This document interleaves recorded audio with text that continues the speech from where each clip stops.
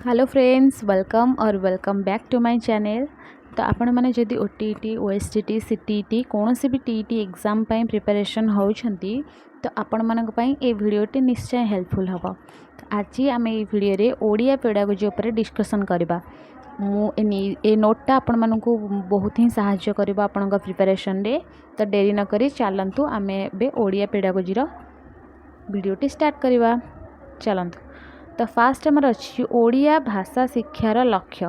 आम जो ओडिया भाषा शिखा कि गोटे छोटे छुआ को शिखेबा तार लक्ष्य कौन रोचे। ओडिया भाषा शिक्षार दक्षता कौन आग आम देखा। दक्षता बा जहाँ आम स्किल बोली कहू। दक्षता कौन? श्रवण, कथन, पठन, लिखन। ओके, चार्टा दक्षता रोचे श्रवण, कथन, पठन, लिखन। श्रवण जहाँ कि आम सर्वनिम्न दक्षता कहू। तो श्रवण आउ पठन ए दुटा हूँ ग्रहण।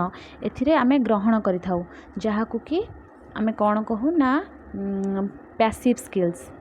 ओके, तो कथन आउ लिखन जो दुटा हूँ आमर प्रेरण तो ताकू आमे कहू एक्टिव स्किल्स।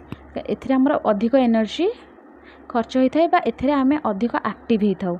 किंतु श्रवण आ पठनटा हूँ पैसिव स्किल्स, कथन आ लिखन हूँ आमर कौन ना एक्टिव स्किल्स। तो आम जानिले ओडिया भाषा शिक्षार आम जो लक्ष्य रोचे तार चारिटा स्किल रोचे कौन? श्रवण, कथन, पठन, लिखन जहाँ को आम इंग्लीश रे कहू LSRW। LSRW ल जोटा कि आपने जानिथिबे। तो से चार्टा कौन रहिला? श्रवण, कथन, पठन, लिखन। श्रवण आउ पठन दुईटा जाक रोचे पैसिव स्किल जोटा कि हूँ आम ग्रहण करूँ। कथन आउ लिखन हूँ आमर एक्टिव स्किल जो आम प्रेरण करूँ वार्ता। ओके, तो तापर देखंतु बहुभाषी शिक्षण रे 10टी आदिवासी भाषा को गुरुत्व दी जाइछि। एटा शॉर्ट क्वेश्चन आसे जे बहुभाषी शिक्षण रे केतोटी आदिवासी भाषा को गुरुत्व दी जाइछि। तो यहाँ हूँ 10टी। NCF 2005 जोटा कि बहुभाषी शिक्षण उपरे गुरुत्व देइथिला। तो कोटा ना NCF 2005। तो बहुभाषी शिक्षण रे केतोटी आदिवासी भाषा को गुरुत्व दी जाइछि एटा गोटे short question, important short question. तो यहाँ रोचे 10टी। तापर NCF 2005 रे बहुभाषी शिक्षण उपरे गुरुत्व दिया जाइथिला। ओके, तो तापर आमे देखिबा विद्यालय रे शिक्षक और शिक्षयित्रींकर कौन दायित्व रोचे। एतुरे भी बहुत सारा शॉर्ट क्वेश्चन आसी पारे। तो विद्यालय रे शिक्षक शिक्षयित्रींकर दायित्व आमर कौन कौन रोचे ना श्रवण दक्षतार विकास साधन, तापर कथन दक्षतार विकास साधन।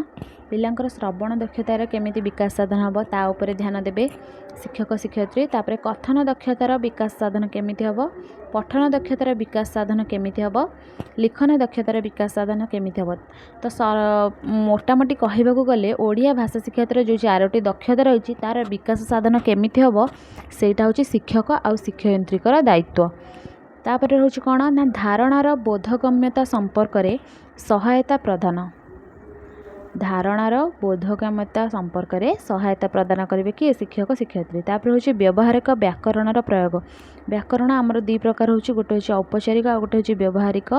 जोटा कि औपचारिक आम लिखि था दरखास्त कि गोटे सरकारी फाइल एसबू लिखला बेले आम औपचारिक व्याकरणर व्यवहार करथाउ।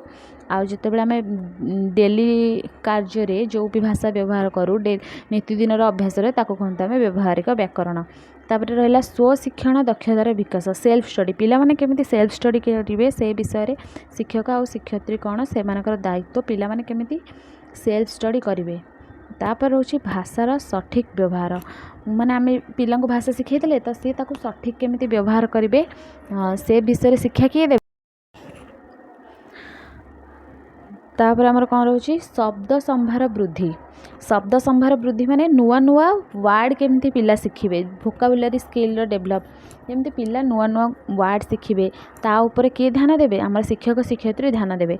तापर रोचे निज देशर ऐतिह्य और संस्कृति सह परिचय। पिला मानकु आमर आम देशर कि आम राज्यर आमर जहाँ भी कल्चर रही, आमर जहाँ भी ऐतिह्य रही, जहाँ भी संस्कृति रही ता विषय रे पिला मानकु जणाइबे। तापर मानवीय गुणावली और मूल्यबोधर विकास। तापर रोचे आमर कौन नागरिकत्वर विकास पिलामानंकु तांकर दायित्व कौन केमिति सेमाने गोटे उत्तम नागरिक हेबे से विषय पिलामानंकु किए बुझेबे आमर शिक्षक और शिक्षयित्री। तापर है जातीय संहतिर विकास जातीय संहतिर विकास तापर सौंदर्यानुभूति और कला चेतनार विकास सौंदर्यानुभूति और कला चेतनार विकास माने पिलामानंकु कौनसी जिनसर आम जमी रोचे आमर पद्य गुड़ाक बुझिले से माने सौंदर्यानुभूति आ कला चेतनार विकास हम तांकर। तापर सृजनशीलतार विकास माने क्रिएटिविटी माइंड पिलामानंकु सब भल भल गेम खेलेबा तांको भल भल जिनस देखैबा जो द्वारा कि तांकर क्रिएटिविटी डेभलप हम से माने सृजनशील तांकर शक्ति जोड़ा अच्छी सेटा को से माने डेभलप करि परिबे।